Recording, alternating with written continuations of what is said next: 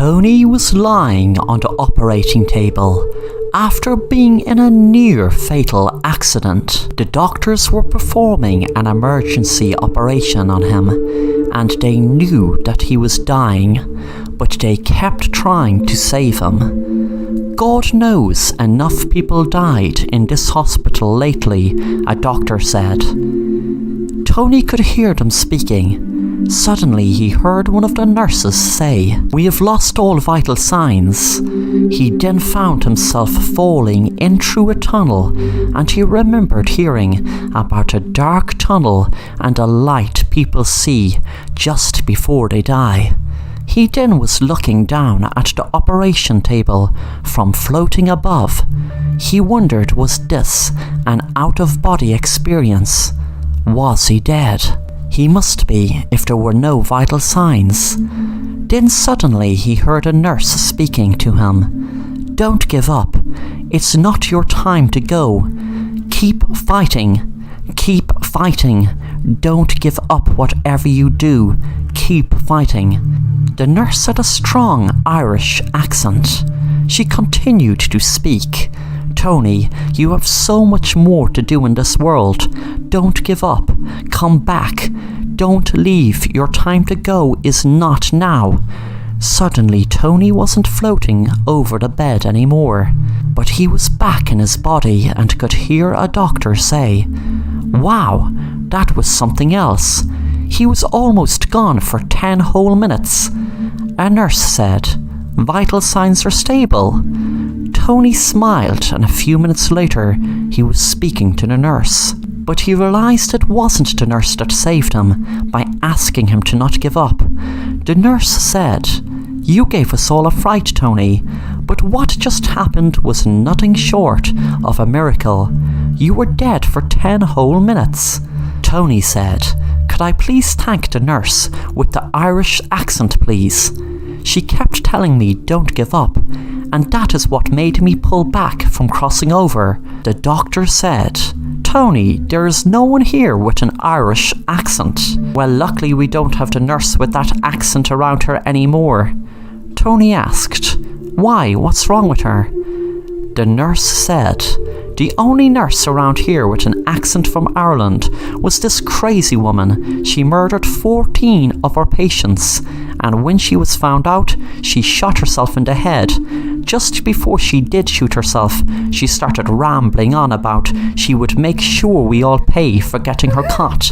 Suddenly the woman froze, and the doctors, when the nurse with the accent from Ireland appeared and said, "I made my penance after I killed those patients, and I proved it by bringing this patient back to life. But as for the doctors and nurses, who were the reason I was caught experimenting with murder, well, that's a different story. Within 2 minutes, everyone in the room were killed besides Tony. Soon after, the police were called, and Tony was arrested for multiple homicide of the nurses and doctors that were killed by the ghost of the nurse who saved him." Thanks for watching The Assassin Rapper, and if you enjoy the content, then make sure to subscribe and hit the bell to be notified of new content.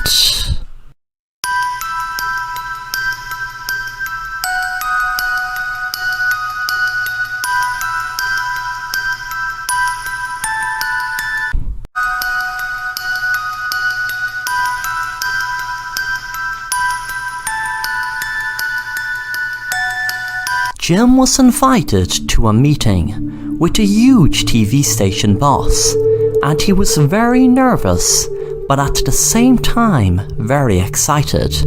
When he arrived at the office, he couldn't believe what he was about to hear. The boss spoke. "We can supply you with the answers to win and become the champion in the next episode of the Super Quiz Show. Now please don't tell your friend about what I said, because if you do, trust me, it won't work out good for you. I practically own the networks that have all the big shows on. So if you want to go with this plan, great, but if not, then just forget about it and don't tell anyone. Jim was speechless for a few seconds, but to him it felt like minutes. Then he finally spoke. "You mean you want to give me the answers and win the show and become the champion and beat my friend and break his unbeatable streak?" Brian said. "Yes, and don't forget, for each episode you will win $100,000. So, we will be giving you that for a good few months. In no time you'll be a millionaire." Jim was stuck in a rut, being out of a job and could really do with the money, and didn't want to pass up on the opportunity, so he took the deal. When he told his friend Daniel that he was going to be his opponent on the next show, he pretended he was picked out of the lottery they had every week for different opponents. When Daniel heard about it, he laughed, but didn't think much of it, because to him it would be just another great win. Jim was thinking about it at home while he was watching TV, and he wondered how it would make a difference to him being given the answers, as he could not see his friend Daniel not be able to answer any question, even if it went on for hours. He rang the number of the TV boss and asked him, and was told that they knew questions he didn't know the answers to. Jim didn't bother ask how they knew he wouldn't know, but he found it strange. On the night of the quiz show, they were asked loads of questions. It seemed like hundreds. Finally it came to the last question, and the host, Mr. Major, asked Jim, "Okay, Jim, you're on your last question. If you get this right, then you are the winner of this series, which will knock the current Super Quiz champion off, and you will become the champion. The question is a riddle. What ship has 2 mates and no captain, and you broke it?"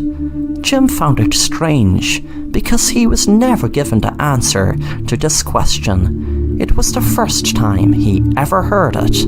He could feel the sweat pouring from him and the heat of the lights shining down on him. Suddenly he felt he was going to faint when he looked over and saw his friend Daniel hold a gun to him and say, "I'll give you the answer. Friendship. You broke our friendship by taking that deal." Suddenly Jim heard the voice of the host. "Hello, Jim. Excuse me, are you okay? We are waiting for your final answer, which would entitle you to be the champion. Let me repeat the question. What is used to measure something, but also a king?" Jim answered, "A ruler." The crowd started clapping and applauding. Then everyone started screaming. He wondered why, and this time he knew he was awake. He saw Daniel hold a gun to him, screaming, "You're no friend of mine," and he shot him dead. Thanks for watching The Assassin Rapper, and if you enjoy the content, then make sure to subscribe and hit the bell to be notified of new content.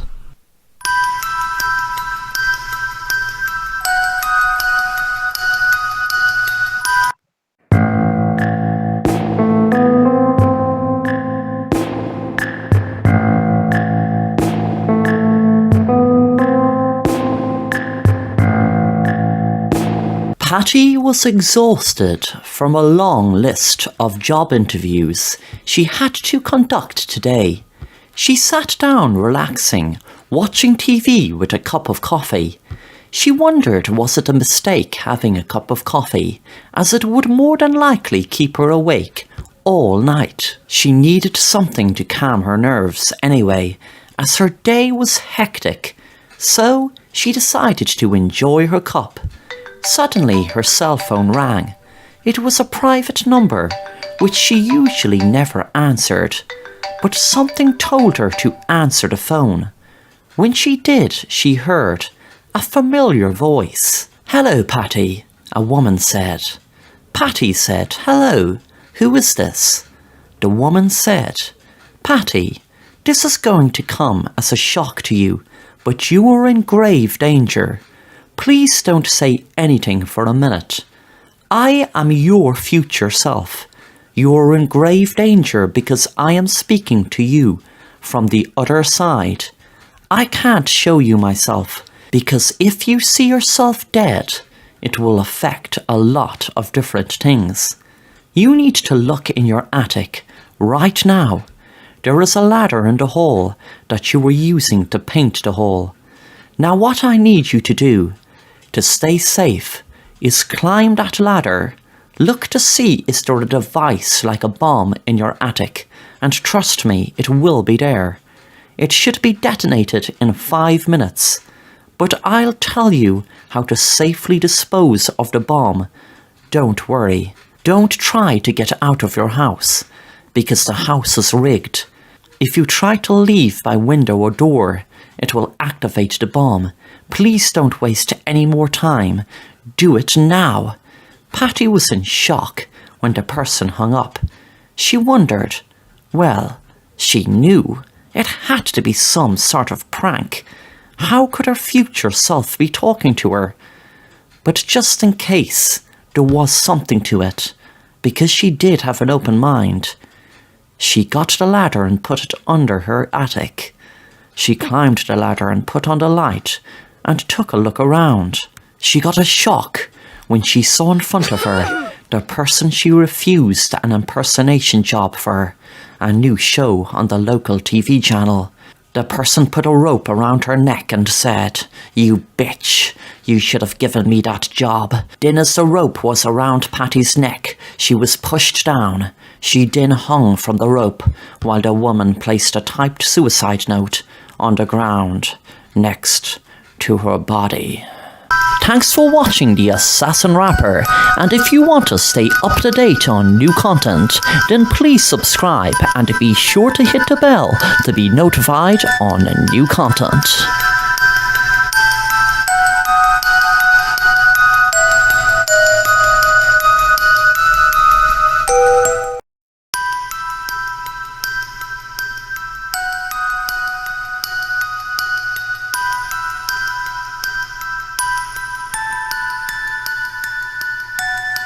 It was Thanksgiving in Kevin's household, and his cousin Sam and dad Mark were visiting for Thanksgiving dinner. They were talking before the plates were ready to be put on the table and them start eating. Sam was talking about his dad and his keen interest in spiders. Sam said, "My dad has loads of different spiders, and did you know that each year when we are asleep, there are lots of different spiders crawl into our mouths during our sleep?" Kevin said, "Don't say something so stupid and which isn't true. We are going to be eating dinner soon. We don't want to hear you lie about spiders crawling into our mouth. That is disgusting, and of course it isn't true." Sam got angry and said to his dad, "Dad, tell him it's true. Tell him that spiders do crawl into people's mouths when they are asleep." His dad said, "Son, that isn't exactly the topic of conversation we want to be having at Thanksgiving dinner." That night, Kevin went to bed early, while Sam was sleeping in the spare room. Kevin wasn't in the mood to play video games with Sam, as he found him annoying. He quickly fell asleep, but suddenly he awoke from his sleep in the middle of the night. He panicked when he realized he couldn't hardly breathe. He noticed there was something tied around his face, and he struggled to get it off, but luckily it did fast. But when it did, he froze in horror when spiders crawled out of his mouth. Sam was looking in from the door because he couldn't miss the prank he pulled on him, but suddenly he felt kind of sick. Within minutes he dropped to the ground after being bitten by a poisonous spider while putting them in Kevin's mouth. Kevin suddenly felt sick also, and they both died from spider poisoning from spiders Sam had stolen from his dad's bedroom, not knowing that one of them was a poisonous spider. Thanks for watching The Assassin Rapper, and if you enjoy the content, then make sure to subscribe and hit the bell to be notified of new content.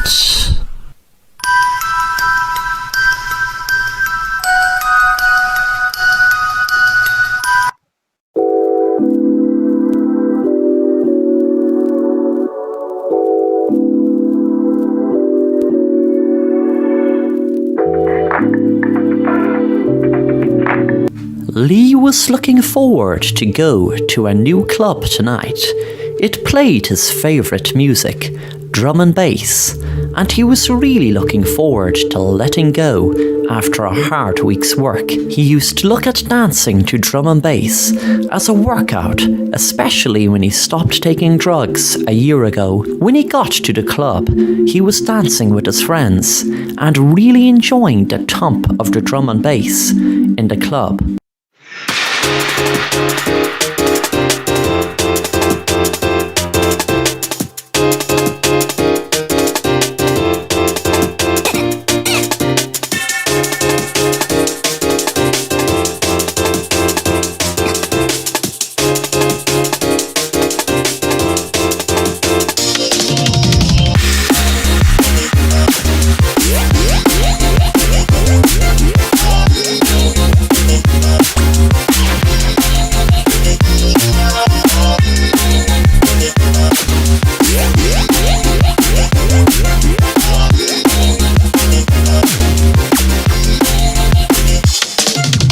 There was a guy outside their group who was dared by his friends to spike Lee's drink.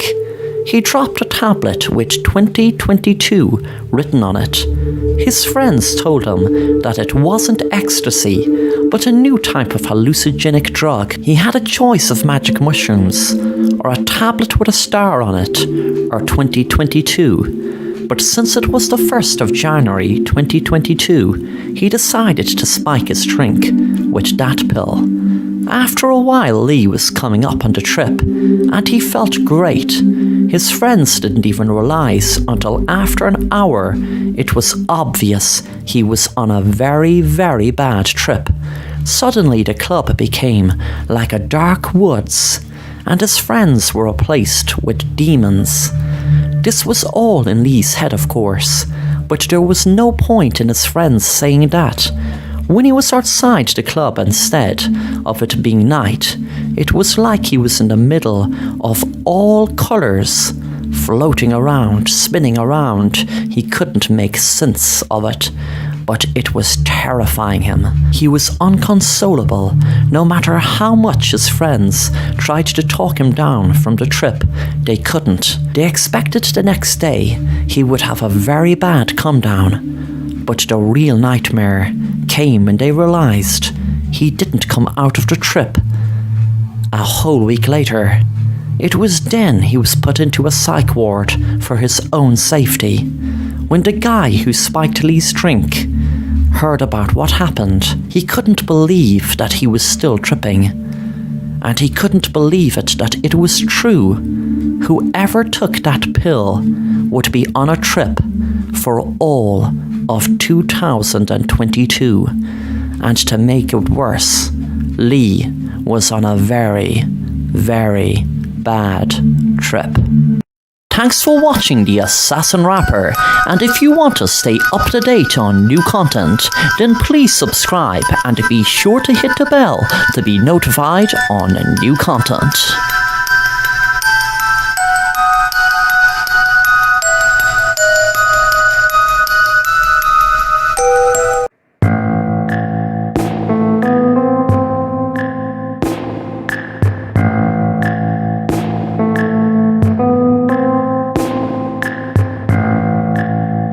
Sarah was looking forward to watch a movie called The Last Night on Earth that she was lent by her sister. It seemed to be a great horror movie, which Sarah loved. Any horror movie was her type of movie. She loved the suspense and the thrill of what could happen next.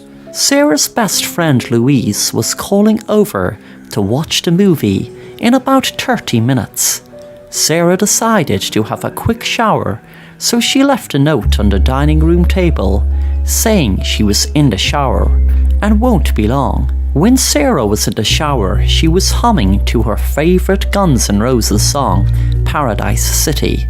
She had a habit of singing or humming in the shower. A few minutes later, there was a knock on the shower door. Sarah shouted, "Hi Louise, thanks for letting me know you're there. I'll be down in 2 minutes." When Sarah was out of the shower, she heard a car pull up in her drive. She was shocked when she looked out the window, realizing Louise had just pulled into her driveway. It hit her suddenly. If Louise was just after pulling into her driveway, then who had just knocked at the shower door? A cold shiver ran up her spine, and suddenly a figure dressed in black stood in front of her and said, "I hope you enjoyed your last night on Earth," and shot her dead.